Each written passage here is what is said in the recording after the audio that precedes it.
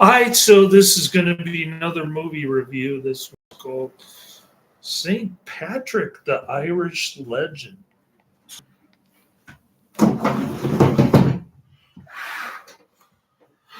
I'm giving it 4 out of 5 stars.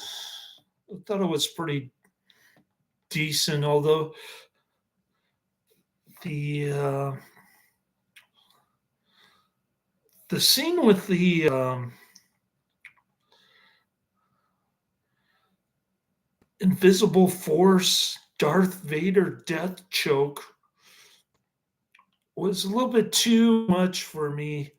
I can appreciate the cheap looking CGI for the burning down of the slave owner's house. But but when it started to get ridiculous, when they did the flame retarded skin and the invisible Darth Vader chokehold, that's a little bit too much for me. So I couldn't give it 5 out of 5, but I thought it was pretty decent. They did cut off the end of his mission, which was unfortunate. But overall, a pretty decent movie, and I got to see my dream girl, Miss Rebecca.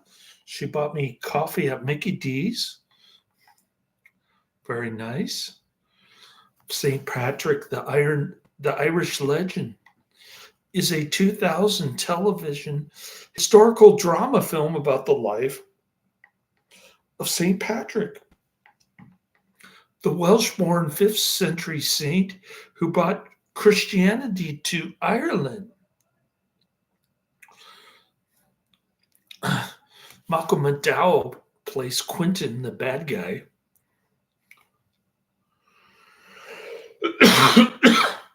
Running time 92 minutes. Production company Fox Family Channel. Release March 12th, 2000. The film was shot on location in Ireland. After reading about the saint, Bergen got into the habit of reciting the prayer St. Patrick's breastplate every day before filming. And he continued this into later life. If you do the movements for that, you are essentially doing a kind of yoga. I wouldn't compare Catholic prayers to yoga.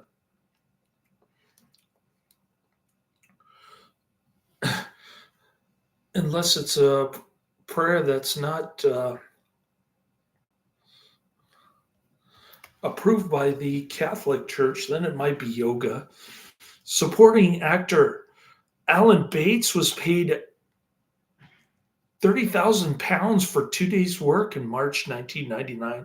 He thought poorly of the film, but he used his salary to buy a Renault he coveted. The film premiered on Fox Family Channel on March 12th, 2000. Variety praised Bergen, though it appears that even he is straining to keep a straight face through some of the more fantastical sequences.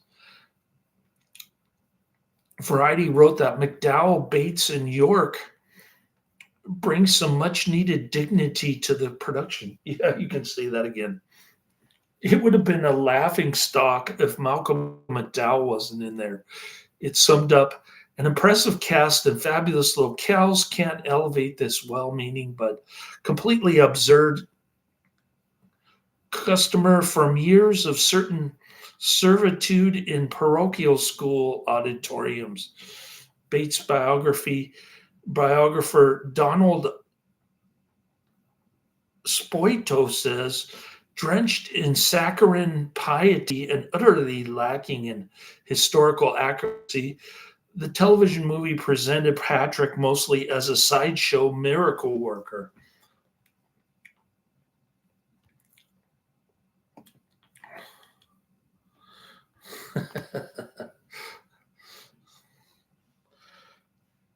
I got that impression too.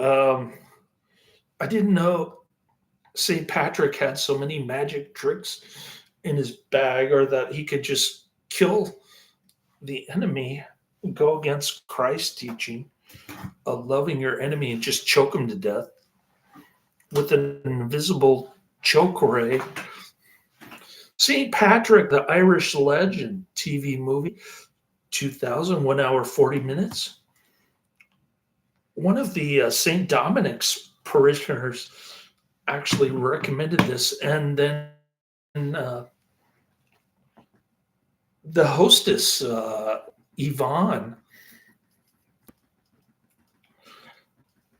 another interesting lady at St. Dominic's movie night. Now she's packing it in, Yvonne. Uh, and she always brought good food until tonight. She didn't bring anything. Um, St. Patrick's Irish Legend TV movie, 2000, an hour, 40 minutes. It gets a mediocre 5.6 out of 10. I'm rating it higher, an 8 out of 10. Only 339 ratings. A young Christian boy attends a Druid worship that is attacked by invading Irish tribes. Taken captive, he is taken back to Ireland to become a white slave. We like white slavery on this channel. Enduring many hardships, he finds comfort and eventually salvation in his faith, except for when he chokes somebody to death with an invisible ray. After several years, he escapes back to England, where he converts a convent to prove his faith. His greatest desire is to return to Ireland. Let's see what else.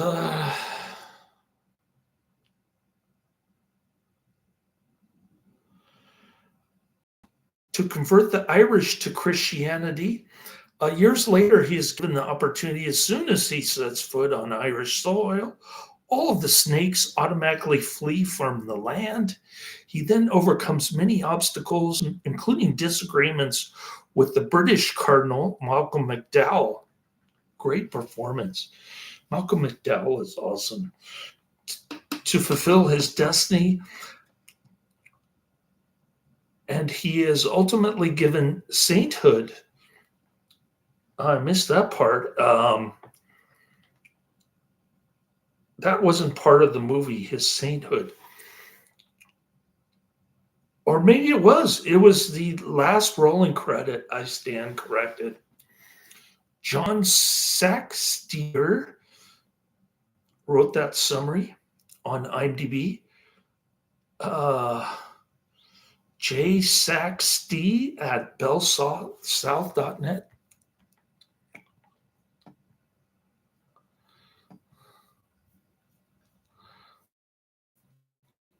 All right.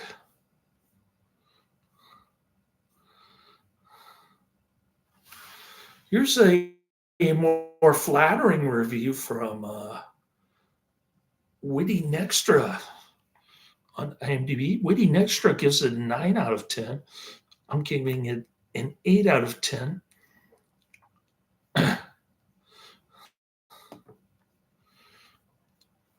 And the title of the review on IMDb, dated January 3rd, 2007, is My Family Loved This Movie. I want to put in a good word for this movie. I watched it with my family, including husband, sons 19 and 17, and daughter 13. We all enjoyed it. The plot moves along, characters are well developed, and the important events of St. Patrick's life are covered with reasonable accuracy. The movie avoids getting bogged down in confusing historical details. Several miracle legends are depicted by special effects that may seem out of place to some viewers, but they are all famous legends told about St. Patrick's, e.g., his banishing of snakes from Ireland. Yeah, I get that. But what about the Darth Vader invisible force death chokehold? Where is that in any famous legends told about St. Patrick? Nowhere. I bought some DVDs not locally available for rent this Christmas, and thought I'd list my three favorites for others who are looking for something other than the usual Hollyweird fare. St. Patrick, the Irish legend, I really liked it that much. Ushpizin, award-winning Israeli film with English subtitles, and The Way Home, award-winning Korean film with English subtitles. I'm not sure what those three movies have to do with each other, but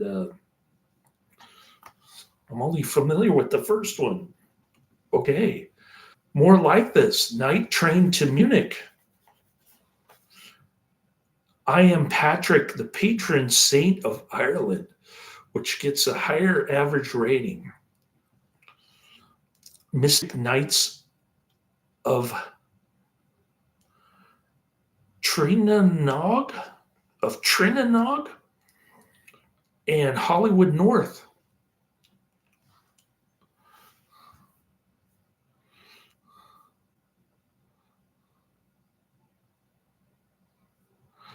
Okay, we already did the storyline. Alan Bates was first asked to play Bishop Quentin. Several of the companions of St. Patrick are shown wearing what is obviously a Franciscan habit.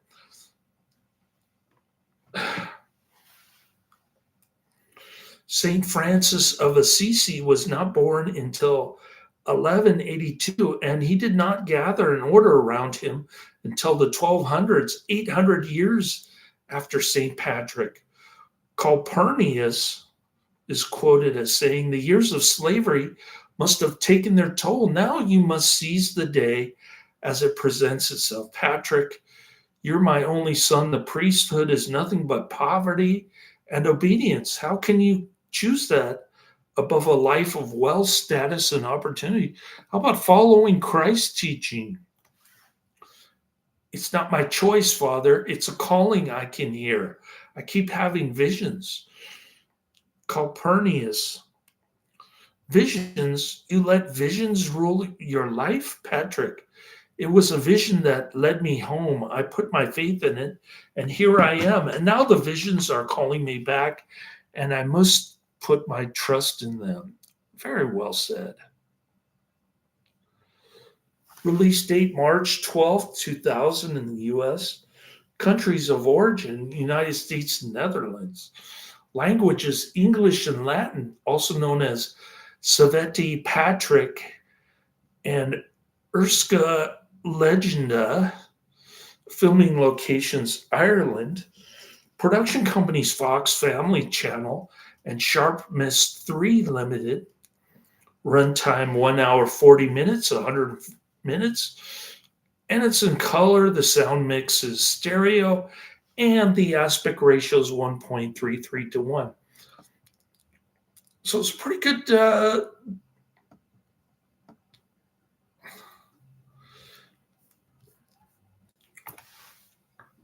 It's a pretty good television movie, all things considered. It's not historically accurate, but neither was the Song of Bernadette, which I liked even more. So maybe I'm being nitpicky about the Darth Vader invisible choke, death choke, but that was way over the top. And then there's that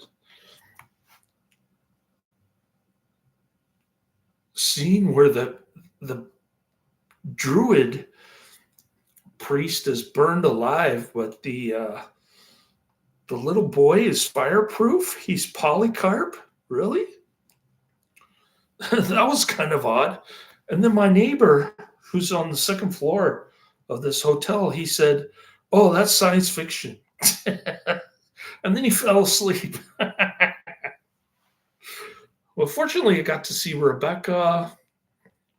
Um, she can't really invite me inside because she doesn't have all her furniture placed and she needs more room. Plus, I got that stinky blabbermouth neighbor in the back seat. So I got to drive him here, drop him off. so I can park my car in the garage. And tomorrow, I think I'm pretty much free all day. I got invited to a $40 St. Dominic's St. Patrick's Day dinner for the 30 to 40 youth group there. And I'm not paying $40 for corned beef,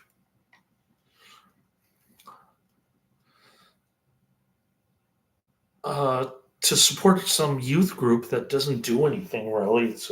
It's more like a social club. Um, so forget that. I'm not doing that. Overall, I enjoyed the movie. I didn't like it as much as Rebecca did. She has kind of low standards for movies, I guess, which is good for me because if I don't see her at other Catholic events, at least I'll see her once a month at the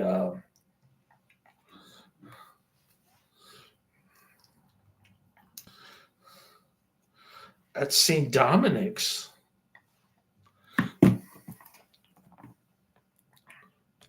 So that's good. Uh, it would be nice if I had my movie list in front of me. Oh, here we go. Instead of black screen. The internet here is kind of hit or miss on Friday night. All right, number one on my list is Streets of New York, 1939. I hope to get 3 or 4 of these in tomorrow. Then I've got Crouching Tiger, Hidden Dragon, 2000. That's an Adrian recommendation. And finally, St. Francis, 2002.